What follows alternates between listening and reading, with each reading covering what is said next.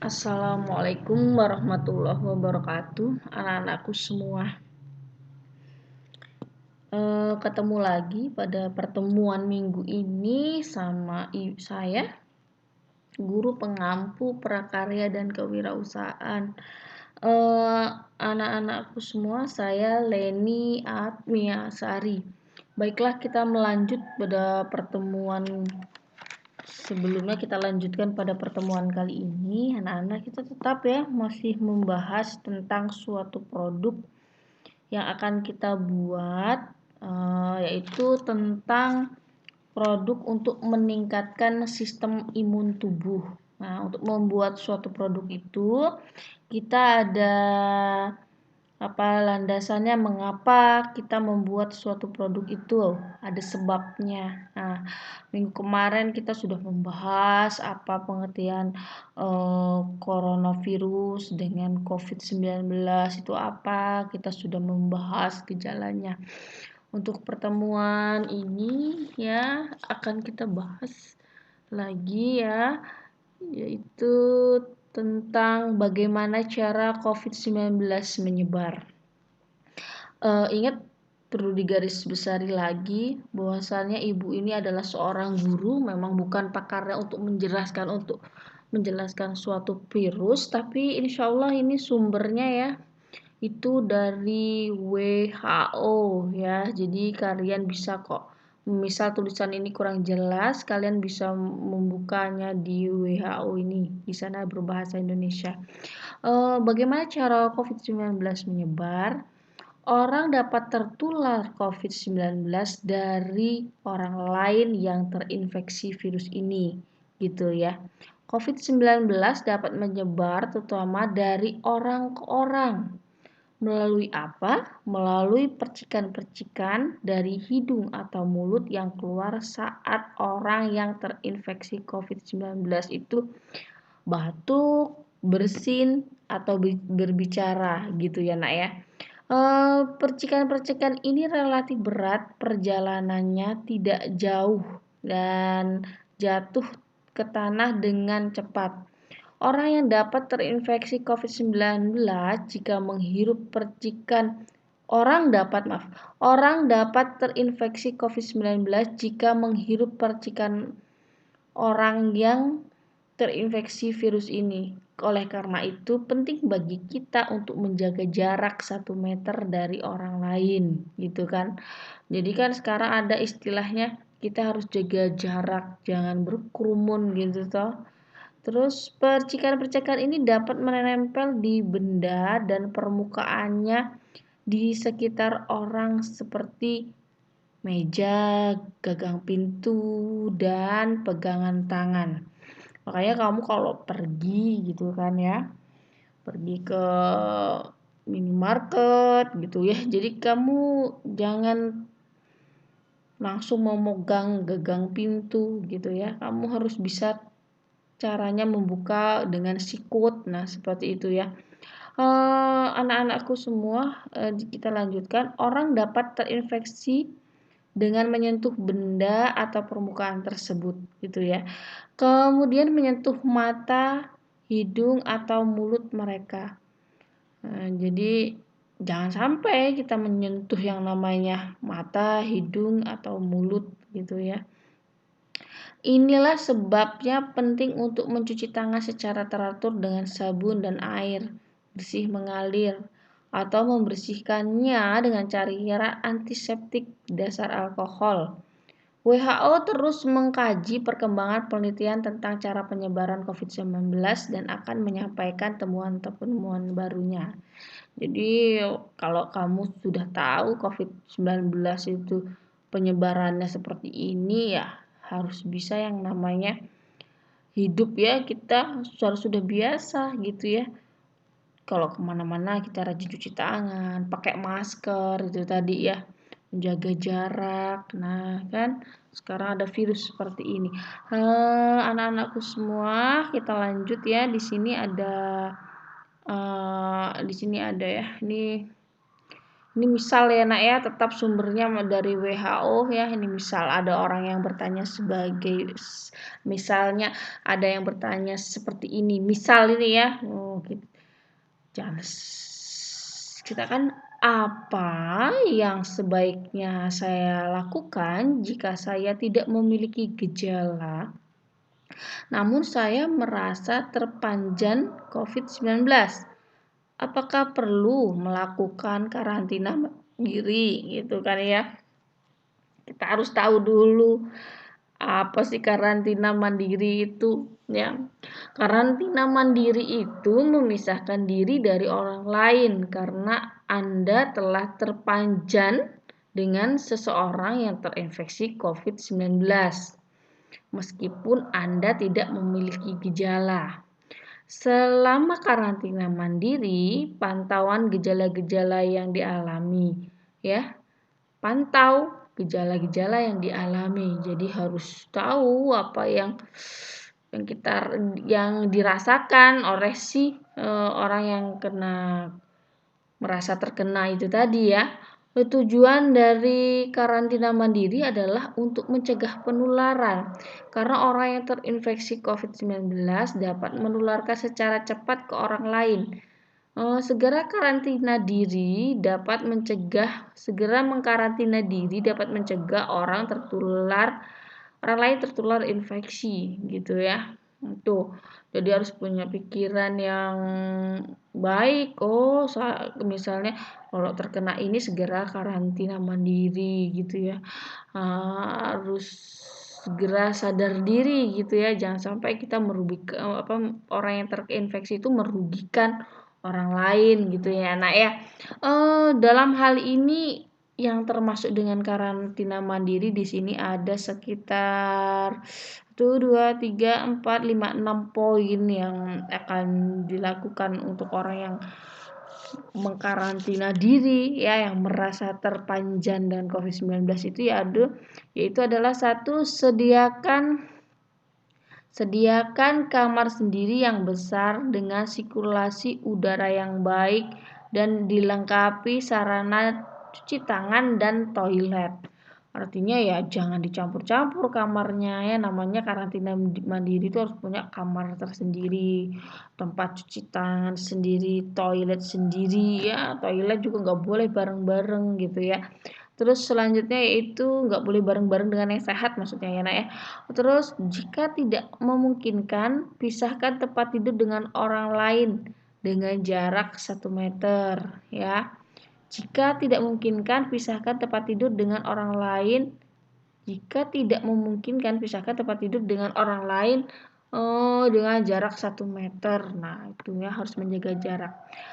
Yang ketiga, tetap jaga jarak minimal 1 meter dengan orang lain termasuk anggota keluarga. Pantau gejala yang dialami setiap hari. Gitu ya. Lakukan karantina mandiri selama 14 hari meskipun Anda merasa sehat. Jika Anda mengalami kesulitan bernapas, segera hubungi penyedia layanan kesehatan Anda. Hubungi terlebih dahulu ya jika memungkinkan. Yang terakhir yaitu tetap semangat ya, tetap positif gitu ya. Jangan malah lesu gitu ya. Bagaimana caranya pengen sembuh itu harus ditanamkan untuk orang-orang yang merasa dirinya terpanja COVID-19. Nah, selanjutnya ya anak-anak kita nih materi selanjutnya yaitu di sini ya. Apa tuh itu? Yang gambar pertama yaitu apa yang harus kamu untuk diri kamu lakukan ya, yaitu di masa pandemi seperti ini, yaitu 1, cuci tangan nak, rajin-rajin cuci tangan, rajin-rajin pakai hand sanitizer ya. Ini merupakan perlengkapan di zaman sekarang ini nak ya, cuci tangan dan sabun wajib untuk di depan rumahmu, itu dimanapun, di kantor, di sekolahan pasti ada tempat cuci tangan dan sabun ini.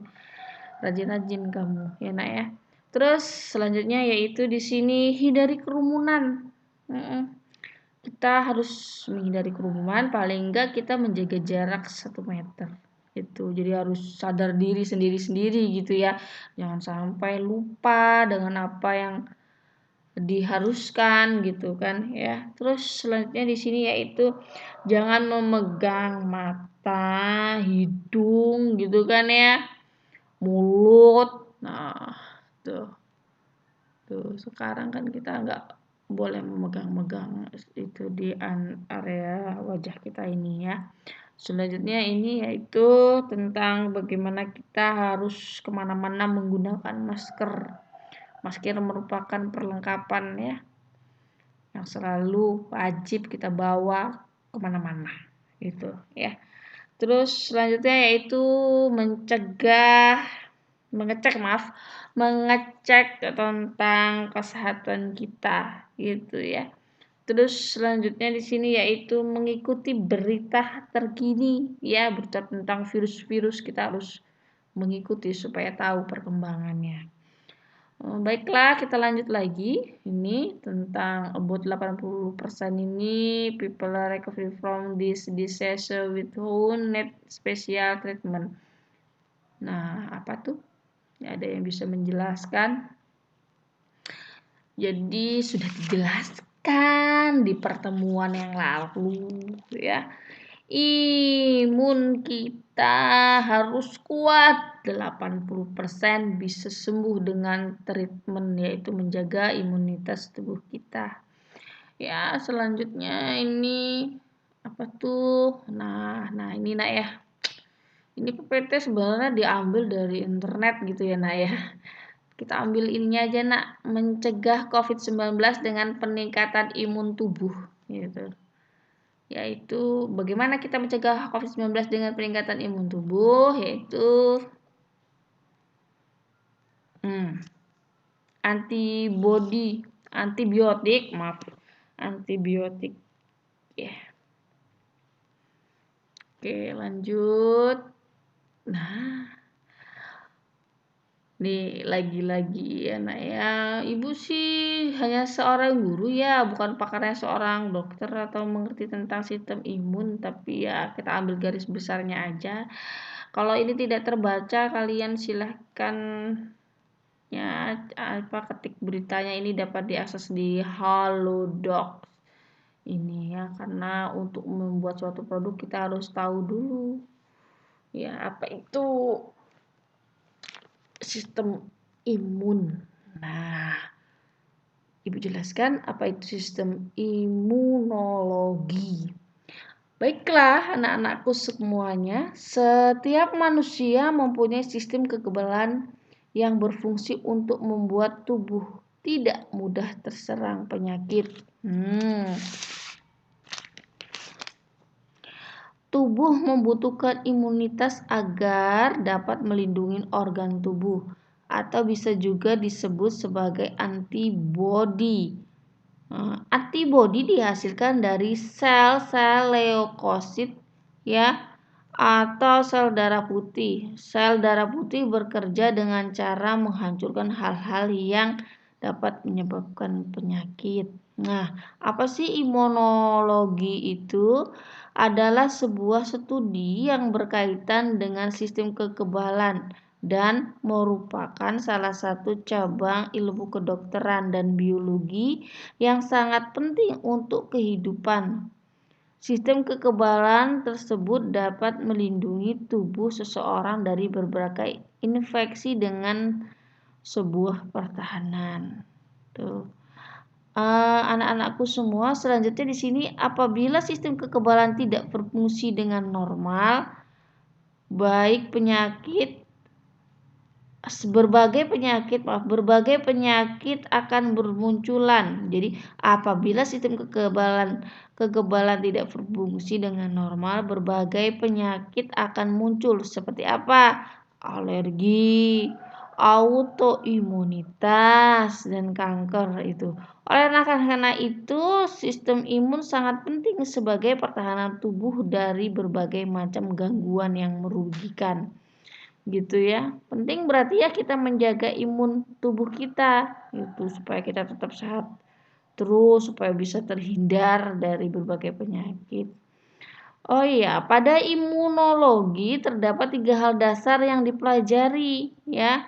Imunitas atau reaksi tubuh terhadap masuknya benda asing ke tubuh. Lalu respon imun atau respon terkoordinir terhadap benda asing. Terus selanjutnya sistem imun atau reaksi sel dan molekul yang terjadi terhadap benda asing tersebut. Nah, ini tadi ya kamu ambil aja garis besarnya tadi tentang imunologi adalah sebuah studi yang berkaitan dengan sistem kekebalan dan merupakan salah satu cabang ilmu kedokteran dan biologi yang sangat penting untuk kehidupan gitu ya, menjaga imun sistem. Kalau kurang jelas apa yang dijelaskan ibu ini, kamu baca di Holodoc itu ya nak ya. Selanjutnya ini maaf, nah ini kalau ini diambil dari farmasi UGM ya nak ya, tuh kan farmasi UGM, kamu bisa cari di sana. Kalau ini yang ibu jelaskan di sini tulisannya mau kamu baca sampai selesai tapi kok nggak kelihatan, bisa di farmasi UGM itu kamu ketik di situ ya. Di sini manfaat herbal dan food suplemen untuk tingkatkan imunitas tubuh di tengah wabah virus corona. Jadi manfaat herbal ya atau suplemen kesehatan untuk tubuh kita ya. Kita kan di masa pandemi gini harus bisa tahu lah paling enggak minum herbal-herbal yang bermanfaat untuk tubuh kita, suplemen untuk menjaga imunitas tubuh kita. Herbal dan suplemen makanan peningkat sistem imun. Baiklah, di sini terangin ya.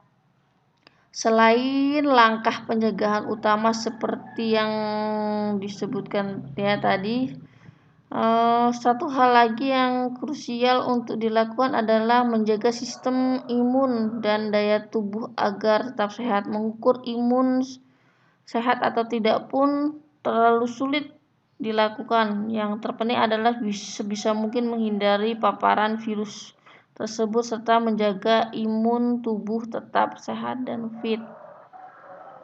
Gitu ya nak ya. Terus selanjutnya nih nak ya kita bahas.